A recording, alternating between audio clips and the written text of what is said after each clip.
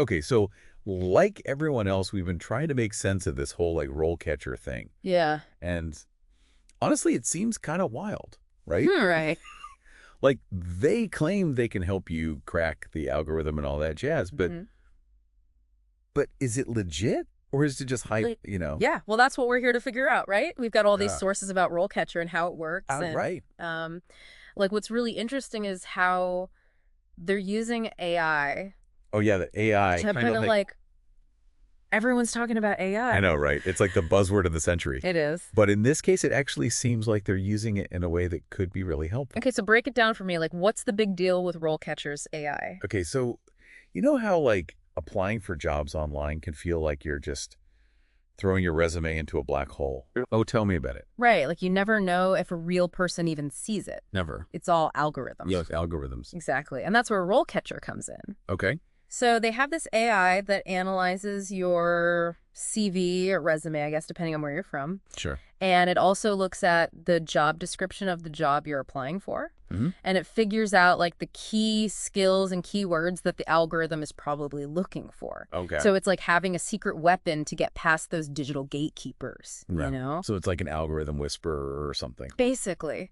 And then it helps you tailor your application to highlight those key things so you're more likely to get noticed. Okay, that's actually pretty smart. Right. Like instead of just using like generic advice, it's actually looking at the specific job you're going for. Exactly. It's all about personalization and like making you stand out from the crowd. So it's not just about finding a job, it's about understanding how to play the game. Exactly. It's like giving you the cheat codes or something. I like it. And on top of all that, Mm-hmm. they have this whole suite of other tools too. Oh, really? Like what? So there's this browser extension called RoleCatcher.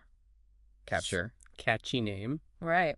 And it lets you save job postings from any website like LinkedIn, Indeed, wherever, Oh, that's handy. directly to your RoleCatcher dashboard. Okay. So no more like emailing links to yourself or trying to remember where you saw something. Yeah, I've totally been there. It's all organized in one place. Okay, that's a good idea. Right. And then there's the interview prep stuff. Oh, yeah, because everyone knows interviews are the worst. Yeah. The worst. But they have this library of like a gazillion interview questions. A gazillion. Come on now. Okay, well, maybe not a gazillion, but it's a lot. Like over 120,000 or something. 120,000. Or not. Seriously. Okay, that's actually a lot of interview questions. It's ridiculous, right? And they're categorized by skill and career path. So you're not just getting like generic questions. Okay. You're practicing with questions that are actually relevant to the jobs you're applying for. That's really smart. Right. So you're not wasting time like practicing answers for questions that no one's going to ask you. Exactly. Okay, I have to admit, I'm kind of impressed with this role catcher thing so far. Right.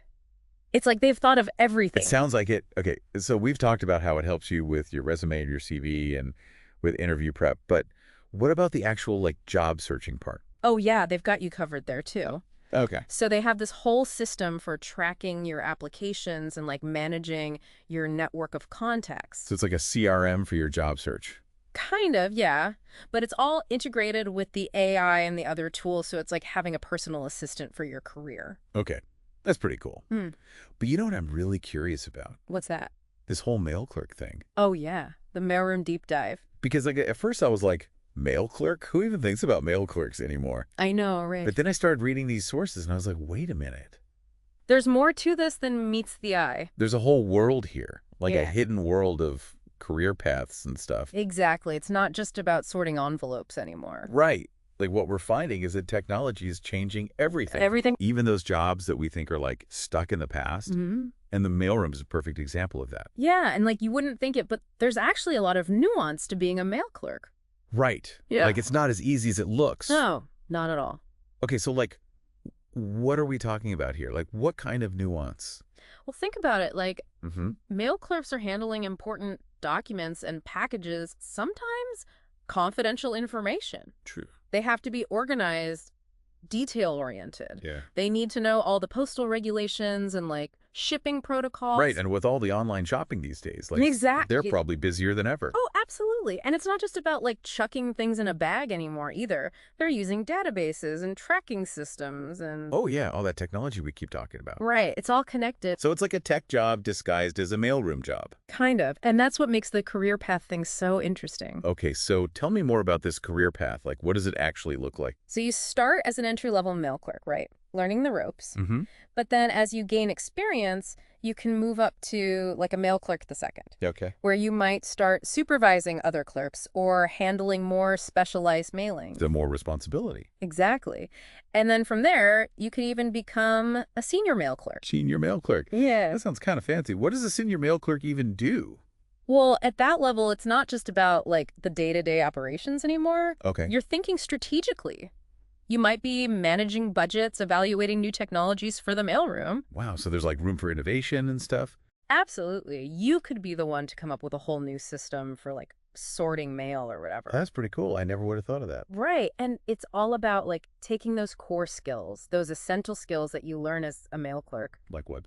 Organization, attention to detail, problem solving, Okay. and then applying them in a way that helps the whole mailroom run more efficiently. So it's like taking those skills to the next level. Exactly. And those are skills that are valuable in any job, really. That's a good point. Yeah, So it's not just about the specific tasks, it's about the transferable skills you're developing. exactly. And I think that's something that people often overlook. They do. It's like everyone's so focused on like the job title or the industry, but Right. they don't always think about the skills that are transferable across different fields.